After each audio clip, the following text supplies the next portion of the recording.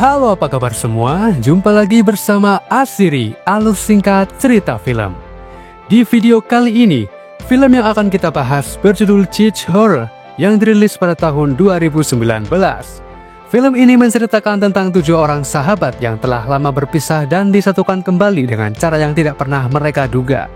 Seperti apa kisahnya? Daripada membuat kalian semakin penasaran, langsung saja ke alur ceritanya.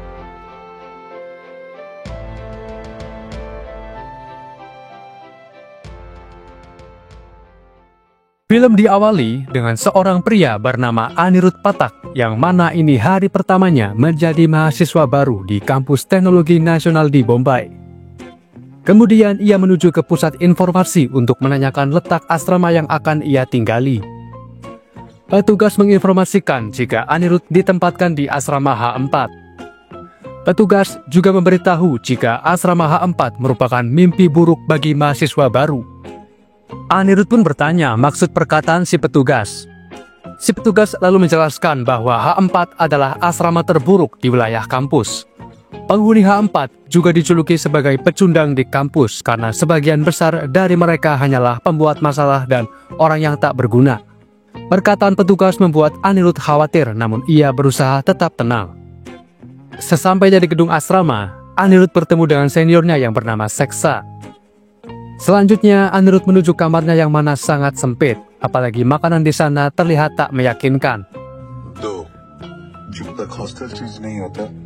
Malam harinya, para senior mengumpulkan para maba H4 untuk menjalani ospek. Seksa lalu meminta Anirudh memperagakan dirinya sebagai penari tiang.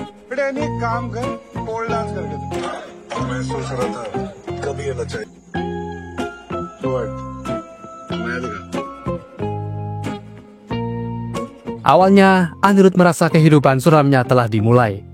Namun ia paham jika para senior sebenarnya tak sekejam yang ia bayangkan. Sejak saat itu, Anirudh mulai akrab dengan Seksa. Seksa sendiri dikenal sebagai senior paling mesum. Beberapa hari kemudian, Anirudh kembali ke pusat informasi. Ternyata ia masih tak nyaman berada di asrama H4 dan meminta untuk dipindahkan ke asrama lain. Seksa ternyata tahu jika Anirudh ingin pindah asrama. Ia lalu mengajak Anirudh mengobrol di kantin. Tak lama kemudian seorang wanita cantik bernama Maya muncul. Kecantikannya membuat Anirudh jatuh cinta.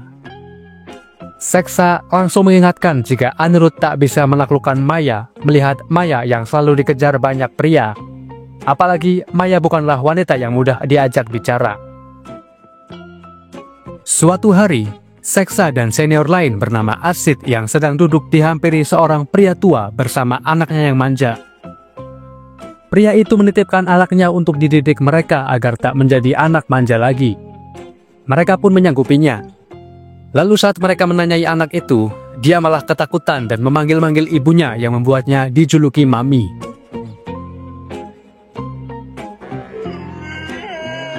Sementara Asid adalah senior yang suka berkata kotor dan gampang marah sehingga dijuluki Asid layaknya zat asam.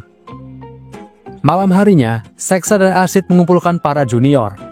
Mereka lalu menjahili Mami dan Anirudh untuk mengambil beberapa pakaian wanita di asrama H10, namun tidak untuk dicuri, melainkan memintanya baik-baik. Di perjalanan, Mami meminta agar Anirudh saja yang berbicara karena ia sangat gugup jika berhadapan dengan wanita. Mendengar itu, Anirudh langsung meremehkan Mami. Namun, sesampainya di asrama H10, Anirudh malah tak sengaja menyapa Maya yang membuatnya sangat gugup. Sementara Mami justru bisa menyampaikan maksud kedatangan mereka. Tak disangka, Maya mau membantu mereka mencarikan pakaian wanita. Di perjalanan kembali ke H4, Mami menertawai Anirudh yang tadi sangat gugup. Mereka lalu memiliki ide untuk menjahili Seksa. Saat sampai, mereka memberikan pakaian wanita yang diminta. Lalu, Anirudh memberikan barang khusus, yaitu sebuah celana dalam. Awalnya Seksa sedikit curiga karena itu adalah celana dalam pria, namun ia tak peduli dan langsung menciuminya. Anirudh lalu mengatakan yang sesungguhnya yang membuat semuanya tertawa.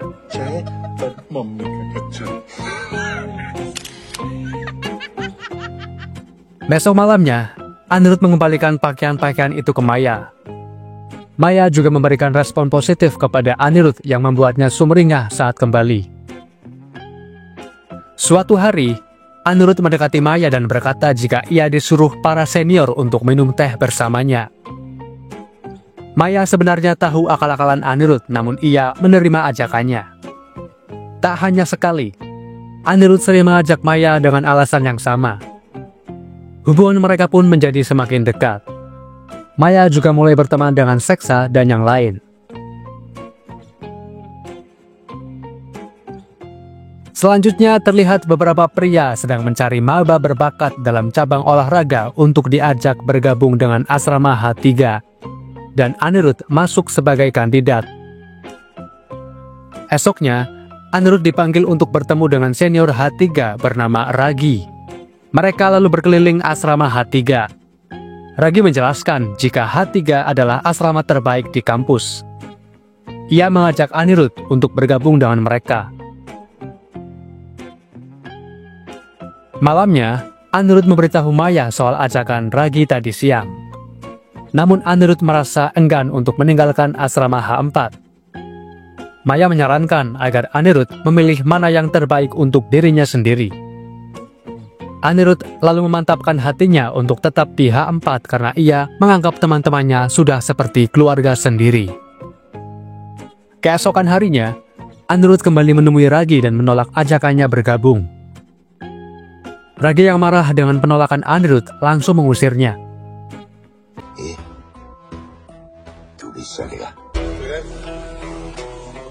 Selanjutnya seorang senior H4 bernama Derek menemui Anirudh. Derek adalah senior yang paling dihormati di asrama H4. Ia terkesan dengan Anirudh yang menolak ajakan bergabung Ragi. Derek sendiri pernah diajak bergabung oleh Ragi, namun ia tolak. Derek juga memberitahu jika Ragi sengaja mengumpulkan mahasiswa terbaik di kampus untuk bergabung dengan H3 demi memenangkan kejuaraan olahraga yang diadakan tiap tahun. Tujuannya adalah agar asrama H3 mendapat pendanaan lebih dari kampus. Mereka lalu pergi ke monumen kejuaraan kampus dan selama 15 tahun asrama H4 tak pernah sekalipun keluar sebagai juara. Anirudh lalu mengajak Derek untuk memenangkan kejuaraan tahun ini. Namun Derek menolak karena ia sudah berusaha selama 2 tahun namun hasilnya selalu nihil. Tiba-tiba mahasiswa asrama lain mengejek Anirudh dan Derek yang berada di monumen. Derek yang terpancing emosi membalas perkataan mereka. Setelah 2 hari berpikir, akhirnya Derek menerima ajakan Anirudh. Ia lalu mengumpulkan para mahasiswa H4 dan meminta mereka berpartisipasi dalam kejuaraan umum. Namun hanya sedikit yang mau ikut. Saat menyeleksi, Anirudh dan Derek sadar jika tim mereka sangatlah jauh dari kata sempurna.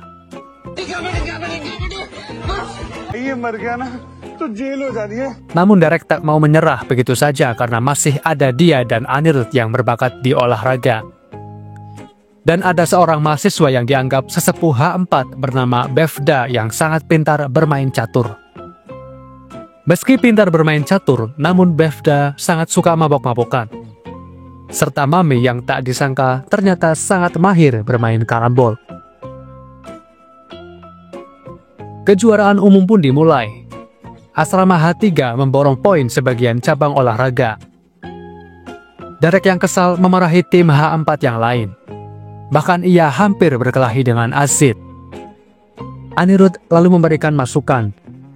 Jika mereka ingin menang, maka mereka harus membuat perjanjian tidak akan melakukan hal yang mereka senangi sebelum memenangkan kejuaraan umum. Akhirnya, mereka semua melakukan perjanjian itu. Esoknya di kelas, Anirudh terlihat menghindar dari Maya.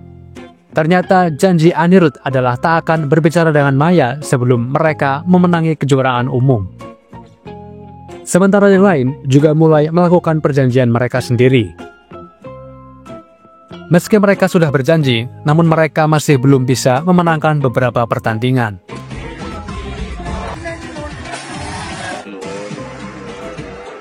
Mereka juga mulai tersiksa dengan janji yang mereka buat sendiri. Bahkan Bevda harus dilarikan ke rumah sakit karena tetap memegang janjinya. Suatu malam, Anirudh mengumpulkan tim H4. Ia lalu memberitahu jika ingin menang maka mereka membutuhkan semacam trik. Dan Anirudh sudah menyiapkan beberapa trik pamungkas. Trik pertama yaitu para pendukung H4 harus menjatuhkan mental lawan dengan cara mengejeknya.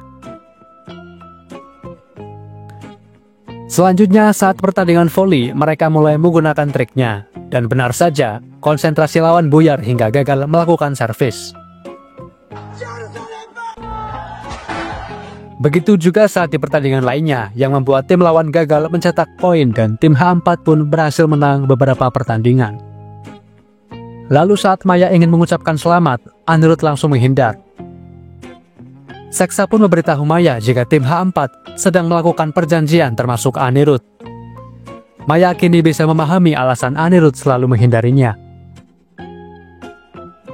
Selanjutnya tim H4 kembali melakukan rapat. Anirudh menjelaskan trik kedua, yaitu mengacaukan jadwal tidur atlet pingpong dari H3 dengan cara meminta Maya untuk menelpon si atlet dan mengajaknya mengobrol semalaman.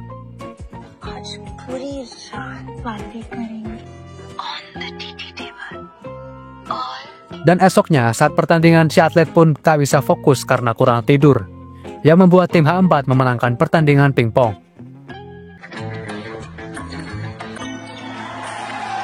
Malamnya tim H4 melakukan rapat lagi. Kini Anirudh memberikan trik yang terakhir, yaitu mengakali lawan sehingga lawan berpikir jika tim H4 menggunakan teknik khusus. Trik itu pun diterapkan saat pertandingan kriket. Pelempar dari tim H4 sebenarnya juling, namun dengan trik ini lawan jadi kebingungan dan tim H4 bisa menang pertandingan.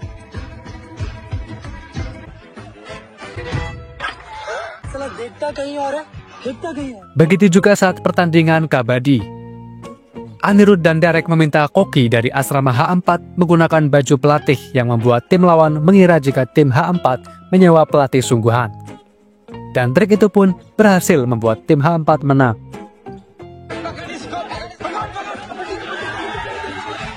Selanjutnya, Anirudh yang sedang melihat Seksa melakukan pentas drama mendapatkan ide untuk pertandingan bola melawan H3 besok. Ide Anirudh ternyata menyuruh Seksa menjadi pemain dan melakukan drama selama pertandingan. Hasilnya dua pemain unggulan H3 terkena kartu merah ulah dari Seksa. Mereka juga menang pertandingan bola. Suatu hari, tim H4 bertemu tim H3 di sebuah bar. Mereka lalu saling menyindir satu sama lain hingga perkelahian tak dapat dihindarkan. Mami yang takut tak sengaja memukul cermin hingga jari telunjuknya bengkak dan ditertawakan teman-temannya.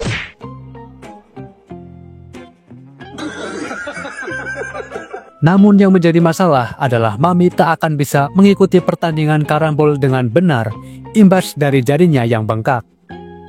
Benar saja, Mami kalah telak saat melakukan pertandingan karambol.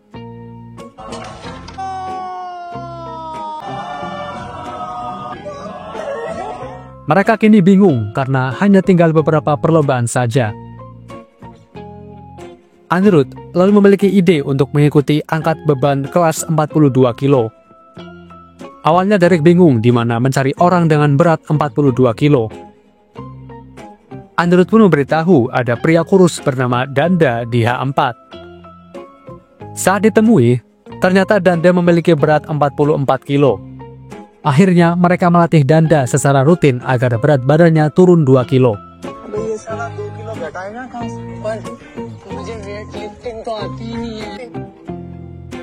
Hari perlombaan angkat beban pun tiba. Awalnya mereka berpikir tak akan ada lawannya. Ternyata tim Maya dari asrama H10 juga mendaftar. Kedua peserta akhirnya memulai perlombaan. Namun peserta H10 gagal pada beban tahap ketiga.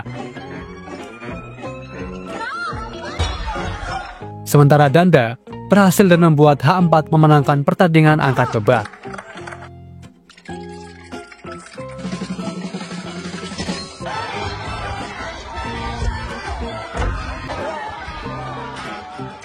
Seluruh tim H4 bersorak atas kemenangan Danda.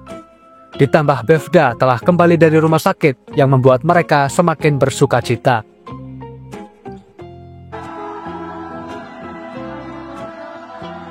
Kejuaraan umum mulai mendekati akhir, dan untuk pertama kalinya, asrama H4 berada di posisi kedua. Mereka sudah tak takut lagi dengan H3. Bahkan suatu malam, mereka melakukan perang air dan menyerang asrama H3.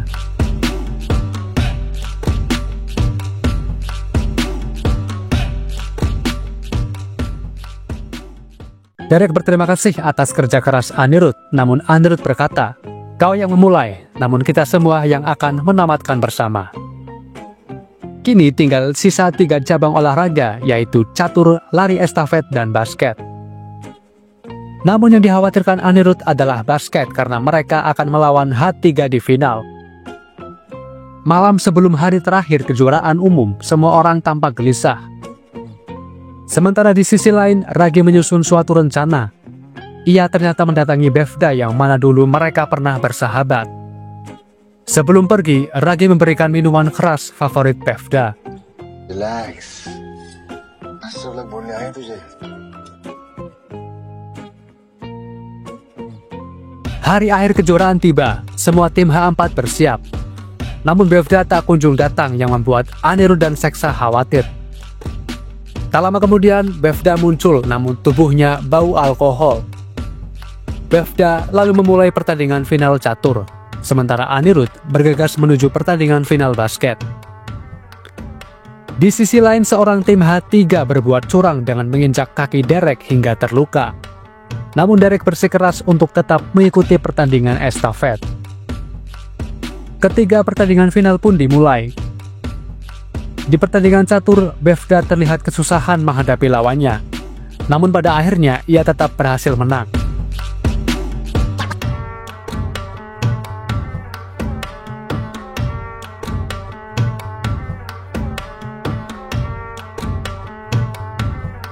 Di sisi lain, Derek juga berhasil menang tipis di lomba estafet meski kakinya terluka. Sementara itu, tim basket H4 justru tertinggal beberapa poin dari H3. Saat detik-detik terakhir, Anirudh melakukan triple point demi mengungguli poin H3. Namun siapa sangka tembakan Anirudh ternyata gagal. Tim basket H4 pun harus menerima kekalahan. Terlebih, Anirudh yang sangat merasa bersalah. Bukannya mengejek, Ragi justru mengakui kehebatan asrama H4 yang sudah berjuang sejauh ini. Anirudh dan yang lain juga sadar jika kejuaraan ini bukanlah segalanya, namun bagaimana mereka menghargai satu sama lain. Singkat cerita, Anirudh menikahi Maya dan mereka memiliki anak bernama Raghav. Namun setelah beberapa tahun mereka terpaksa bercerai karena ego mereka masing-masing. Beberapa tahun kemudian terlihat Raghav yang gelisah menunggu hasil ujian masuk universitas. Anirudh lalu menemui Raghav dan berkata jika Raghav pasti lolos masuk ujian. Keesokan harinya, Anirudh mengantar Raghav ke rumah Maya. Sesampainya di sana, Raghav meminta Anirudh untuk menyapa Maya, namun Anirudh menolak. Ia merasa Maya tak menyukai kehadirannya. Di sana Raghav memberitahu jika beberapa hari lagi hasil ujian masuk universitas akan keluar. Maya tak mempermasalahkan jika Raghav tak lolos sekalipun. Malam harinya, Anirudh memberi hadiah berupa minuman keras. Ia berkata jika Raghav lolos, mereka akan merayakannya dengan minum bersama. Karena setelah Raghav tinggal di asrama, pasti Anirudh akan kesepian. Beberapa hari kemudian, Raghav bersama temannya melihat hasil ujian secara online. Tak disangka, ternyata Raghav tak lolos ujian masuk. Ia pun sangat sedih dengan hasil itu, hingga akhirnya ia memutuskan mengakhiri hidupnya dengan lompat dari balkon.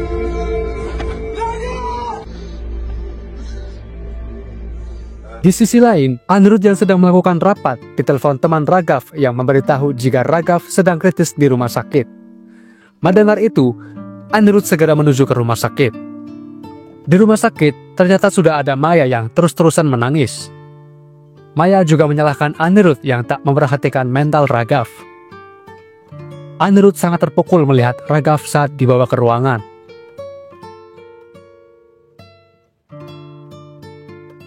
Dokter lalu menjelaskan bahwa Raghav mengalami cedera otak. Jika pembengkakan di otak terus meningkat, maka jalan satu-satunya hanyalah operasi. Maya lalu bertanya apakah anaknya akan selamat. Dokter hanya bisa berkata jika ia akan mengupayakan yang terbaik. Anirudh lalu menemui Raghav yang tak sadarkan diri. Ia mengutarakan semua penyesalannya. Selama beberapa hari, Raghav terus dirawat secara intensif. Dokter memberitahu jika ia harus terus memberi Raghav obat-obatan dalam jumlah banyak. Dokter juga memberitahu bahwa tubuh Raghav tak mau merespon seperti orang yang sudah enggan untuk hidup. Mendengar itu tentu saja membuat Anirudh sangat sedih. Di rumah, Anirudh mencari foto kenangan semasa kuliah. Ia teringat dengan sahabat-sahabatnya dulu, yaitu The Losers. Anirudh lalu terpikirkan sebuah ide, yaitu menceritakan kenangannya selama kuliah kepada Raghav. Awalnya Maya merasa hal itu akan percuma. Anirudh lalu masuk ke ruangan Raghav dan mulai bercerita. Saat sedang bercerita, tiba-tiba alat Raghav merespon yang membuat perawat langsung memanggil dokter. Selesai diperiksa, ternyata Raghav sadarkan diri. Anirudh lalu kembali menemui Raghav. Dan Raghav justru penasaran dengan kelanjutan cerita Anirudh. Di luar, Anirudh berkata kepada Maya jika Raghav menyukai kisah mereka saat kuliah. Anirudh merasa ceritanya akan lebih menarik jika Seksa sendiri yang bercerita. Namun ia lupa nama asli Seksa dan kontak yang bisa dihubungi. Ia lalu teringat nama asli Seksa, yaitu Garmet Singh. Anirudh tidak menyangka jika Seksa telah menjadi pengusaha sukses. Ia lalu menelpon Seksa dan memintanya datang ke India. Seksa pun menyanggupi permintaan Anirudh. Singkat cerita, Seksa telah sampai di India. Ia lalu menyapa Raghav di rumah sakit dengan candaan khasnya. Seksa menceritakan bagaimana Anirudh bertemu dengan Maya yang merupakan primadona kampus. Setelah itu dokter datang dan menyuruh Raghav untuk beristirahat.